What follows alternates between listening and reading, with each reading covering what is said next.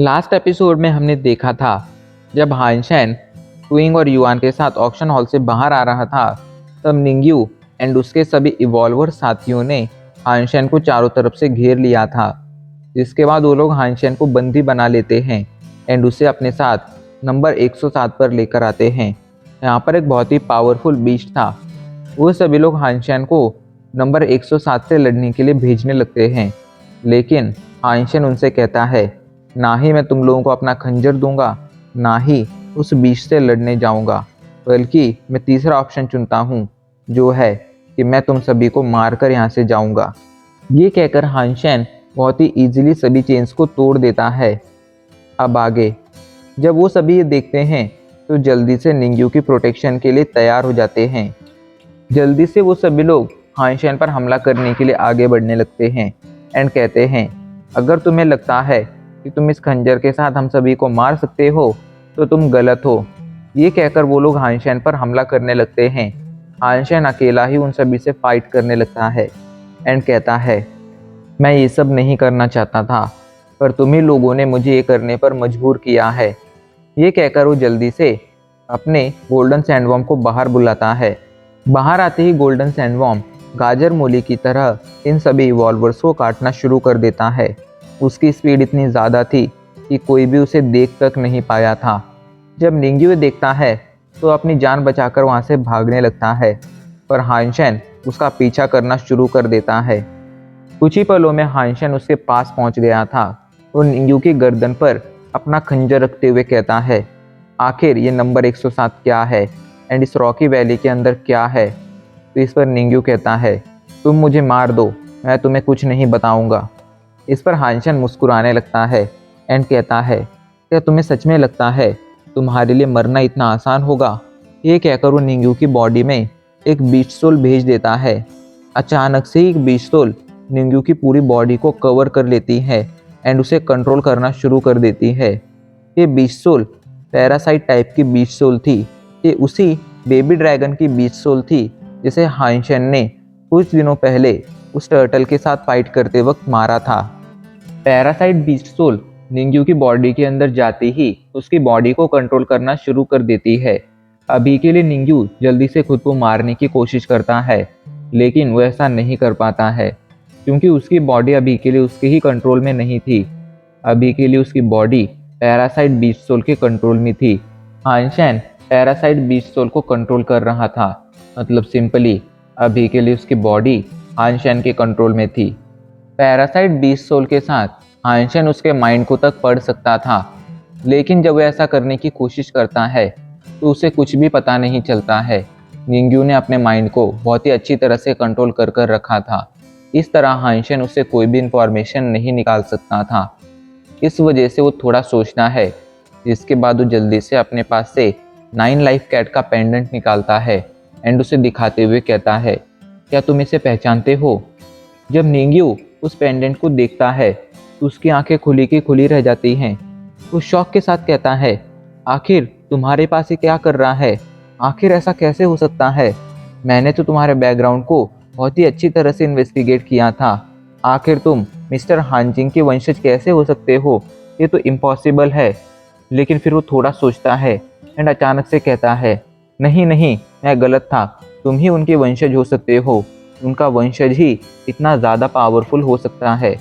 अभी के लिए वो क्या बड़बड़ा रहा था ये हानशेन को समझ नहीं आ रहा था एंड इस वजह से हानशेन कहता है, आखिर तुम क्या कहना चाहते हो, तो साफ साफ कहो।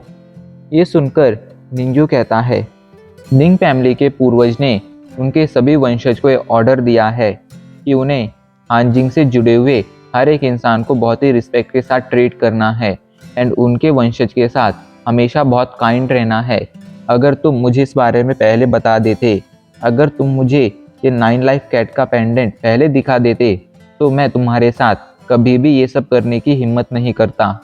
इस पर हानशेन उसे घूरते हुए कहता है, अगर तुम्हारे पूर्वज ने हम सभी को काइंडनेस के साथ ट्रीट करने के लिए कहा था, तो आखिर तुम्हारी निंग फैमिली ने हमारी फैमिली का बिजनेस क्यों हड़पा एंड मेरे फादर को क्यों मारा। क्या यही तुम लोगों की काइंडनेस है। ये सुनकर अभी के लिए निंग्यू शॉक में चला गया था। वो जल्दी से कहता है, निंग फैमिली का इस मैटर से कोई लेना देना नहीं है। एंड अगर तुम्हें ये लगता है कि तुम्हारे फादर को मारकर हमने तुम्हारी फैमिली का बिजनेस हड़पा है, तो ये समझ लो कि तुम्हारी फैमिली का बिजनेस बहुत ज़्यादा छोटा था। एंड इतने बिजनेस को हड़पने के लिए मेरी निंग फैमिली के पास बहुत से अलग अलग तरीके हैं। हमें उस बिजनेस को हड़पने के लिए किसी को मारने की ज़रूरत कभी थी ही नहीं। कहीं तुम्हें ये तो नहीं लगता है कि हमने तुम्हारे फादर को मारकर तुम्हारी फैमिली का बिजनेस हड़पा है? देखो, मैं तुम्हें क्लेरिफाई कर देता हूँ कि हमारी निंग फैमिली कभी भी हानजिंग से जुड़े हुए किसी भी इंसान को नहीं मार सकती है। हानशेन को भी याद आने लगता है कि उसके फादर ने मरने से पहले उसकी मॉम से कहा था कि अगर वो फ्यूचर में किसी भी प्रॉब्लम में पड़ती हैं तो वे 9 लाइफ कैट का पेंडेंट लेकर निंग फैमिली के पास जा सकती हैं। उस बात के बारे में याद आने के बाद हानशेन को लगता है कि निंग्यू सच कह रहा है।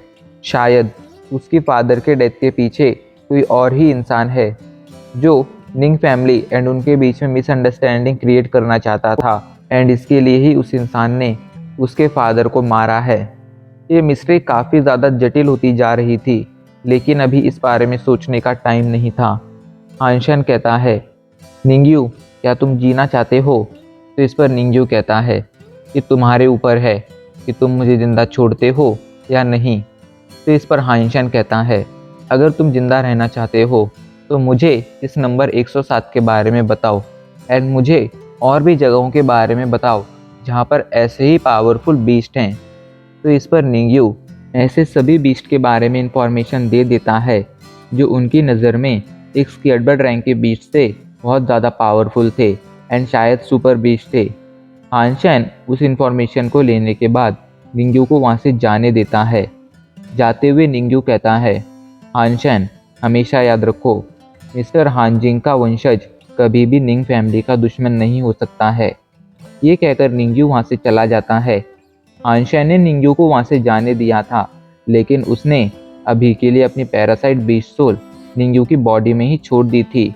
वो कम से कम तब तक तो निंग्यू की बॉडी में रहने ही वाली थी जब तक कि निंग्यू की पावर उस पैरासाइट बीस्ट सोल की पावर से ज़्यादा नहीं हो जाती है।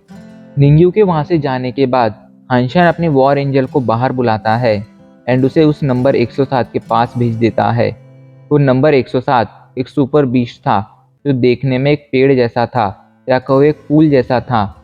जैसे ही वॉर एंजल उस बीस्ट की तरफ बढ़ने लगती है तो बीस्ट डिफेंस में वॉर एंजल पर कई सारे हमले करता है, लेकिन वॉर एंजल बहुत ही इजीली उसकी सभी वेलों को काट कर रख देती है। जिसके बाद वो जल्दी से उस बीस्ट के पास पहुंच जाती है, लेकिन वो बीस्ट होली एंजल या कहो वॉर एंजल को अपने अंदर ही कैद कर लेता है। उसने वॉर एंजल को जकड़ लिया था। हानशेन को लगता है कि उसने आज अपनी बेवकूफ़ी की वजह से अपने वॉर एंजल को खो दिया है। उसे वॉर एंजल के वहाँ जाने से पहले उसे ज़रूर सुपर पेट आर्मर पहना देना चाहिए था। पर अभी वो इस बारे में सोच ही रहा था, लेकिन तभी उसके पास एक नोटिफिकेशन आता है, सुपर बीस्ट हेल फ्लावर मारा गया, आपको इसकी बीस्ट सोल हासिल नहीं हुई है। 0 से 10 सुपर जीन पॉइंट्स हासिल करने के लिए इसका लाइफ जीन एसेंस कंज्यूम कीजिए। उस नोटिफिकेशन को देखने के बाद हानशेन शॉक में चला गया था। तभी वो देखता है कि वॉर एंजल उस फूल को फाड़ते हुए वहाँ से बाहर आ गई है। अभी के लिए हानशेन बहुत ज़्यादा खुश हो गया था। अब उसे समझ आ रहा था कि उसकी ये वॉर एंजल बहुत ज़्यादा पावरफुल है, यहाँ तक कि एक सुपर पेट से भी ज़्यादा पावरफुल है एंड उसके गोल्डन सैंडवर्म किंग से भी ज़्यादा पावरफुल है। हानशेन अभी के लिए बहुत ज़्यादा खुश था एंड उसका मन खुशी से नाचने के लिए हो रहा था। वो जल्दी से जाकर हेल फ्लावर का लाइफ जीन एसेंस कलेक्ट करता है एंड उसे चाट चाट कर खाना शुरू कर देता है। कुछ ही पलों में उसने उस लाइफ जीन एसेंस को ख़त्म कर दिया था, जिससे हानशेन को 8 जीन पॉइंट्स मिले थे एंड अब उसके टोटल सुपर जीन पॉइंट्स 68 हो गए थे। हानशेन अब बहुत ही जल्द अपने सभी के सभी सुपर जीन पॉइंट्स कंप्लीट कर सकता था। इस बारे में ही सोचकर वो बहुत ज़्यादा खुश था एंड उसका मन खुशी से नाचने का हो रहा था। बहुत जल्द अब वो एडवांस डेमन वर्ल्ड में जाएगा। ये बात तो अब कंफर्म हो गई थी। हानशेन वहाँ से टेल आर्मर बेस आ जाता है एंड वहाँ से सीधा ब्लैक हॉक मिलिट्री स्कूल में आ जाता है। उनके सभी के सभी ग्रेजुएशन की ईयर्स कंप्लीट हो गए थे। वो लोग ग्रेजुएट्स बन गए थे एंड अब बारी थी मिलिट्री में उनकी पोजीशन असाइन होने की। उसके दोस्त उसे इसी बारे में पूछ रहे थे कि आखिर वो कहाँ पर जाना चाहता है। इस पर हाइंशन कहता है, मैं उस जगह पर जाना चाहता हूँ जहाँ पर येनरेन है। अगर मैं उस जगह पर नहीं जा पाता हूँ तो फिर मुझे इस बात से कोई फ़र्क भी नहीं पड़ता है कि मैं किस जगह पर जा रहा हूँ। तो अपने दोस्तों से बातें कर ही रहा था, तभी उसके पास मैंग मैंग आती है, जो हानशेन से कहती है, सॉरी भाई हानशेन। इस पर हानशेन पूछता है, आखिर तुम मुझे सॉरी क्यों बोल रही हो? तो मैंग मैंग कहती है, मैंने अभी के लिए अपने कुछ रिसोर्सेज का यूज़ कर कर आपको उसी जगह पर असाइन करने के लिए कहा है जहाँ पर मैं असाइन होने वाली हूँ। सॉरी, मुझे ये सब करने से पहले आपसे इस बारे में पूछ लेना चाहिए था। तो इस पर हानशन कहता है, आखिर तुम इतना ज़्यादा परेशान क्यों हो रही हो? मैं तुम्हारी इस हरकत से बिल्कुल भी नाराज़ नहीं हूँ। वो अभी के लिए मैंग मैंग से बातें कर ही रहा था, तभी उसके पास एक नोटिफिकेशन आता है। हानशन उस नोटिफिकेशन को चेक करता है। इसमें उसकी पोजीशन लिखी हुई थी जहाँ पर उसे असाइन किया गया था। हानशन उस बारे में पढ़कर कहता है, मैंग मैंग, क्या तुम डफने फोर्स में असाइन हुई हो? ये सुनकर मैंग मैंग शौक के साथ कहती है, डफने? आखिर ये क्या है? मैं तो रॉयल आर्मी फोर्स में असाइन हुई हूँ। आखिर ऐसा कैसे हो सकता है कि आपको डफने आर्मी फोर्स में असाइन कर दिया गया हो? हानशन उस इंफॉर्मेशन को आगे पढ़ता है एंड आगे पढ़ने के बाद उसे खुद समझ नहीं आता है कि उसे क्या करना चाहिए। उसे डफने आर्मी फोर्स की कुकिंग टीम में असाइन किया गया था।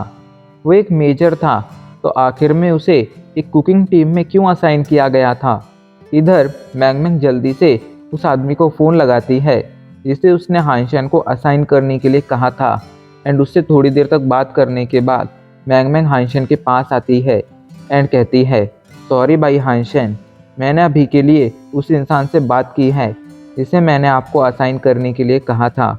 वो आदमी बता रहा था कि उसने अपनी पूरी पावर लगा दी थी, लेकिन इसके बावजूद वो आपको रॉयल आर्मी फोर्स में असाइन नहीं कर पाया, क्योंकि आपके असाइनमेंट का जो ऑर्डर आया था वो सेंट्रल इंटेलिजेंस से आया था एंड उसे वो चाहकर भी नहीं बदल सकता था।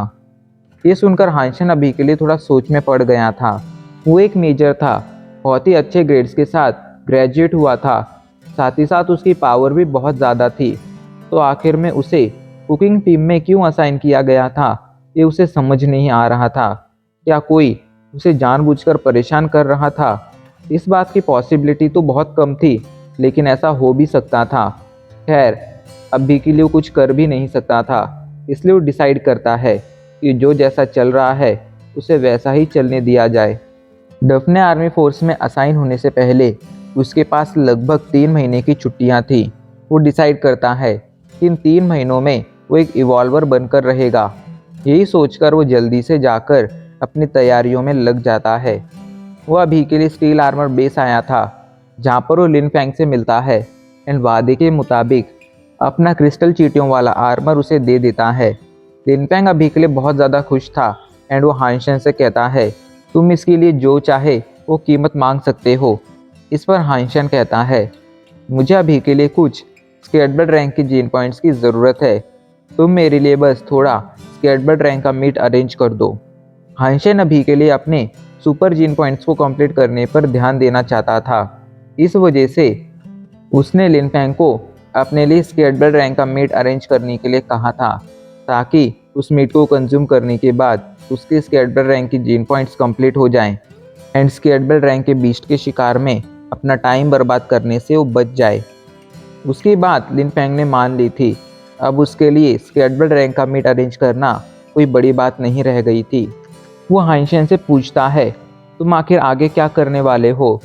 तो इस पर हानशन कहता है, अभी के लिए मैं एंशिएंट लैंग्वेज सीखने के बारे में सोच रहा हूँ। हानशन को गुफा में जो स्क्रोल मिला था वो एंशिएंट लैंग्वेज में था। हानशन को एंशिएंट लैंग्वेज नहीं आती थी, पर वो इतना समझ गया था कि स्क्रोल के अंदर कोई बहुत ही कमाल की चीज़ है। इस वजह से वो पहले एंशिएंट लैंग्वेज सीखना चाहता था, ताकि वो स्क्रोल में लिखी मार्शल आर्ट को सीख सके। हानशन की बात सुनकर लिन फैंग बस सिर हिलाता है एंड अब इसी के साथ हमारा एपिसोड आज यहीं पर ख़त्म हो जाता है। गाइज, आपको क्या लगता है एक इवॉल्वर बनने के बाद हानशन की पावर आखिर कितनी होगी? वो कितना ज़्यादा पावरफुल हो जाएगा। एंड एडवांस डेमन वर्ल्ड में जाने के बाद क्या उसे कुछ मुसीबतों का सामना करना पड़ेगा। आपको जो भी लगता है आप कमेंट कर कर बता सकते हैं।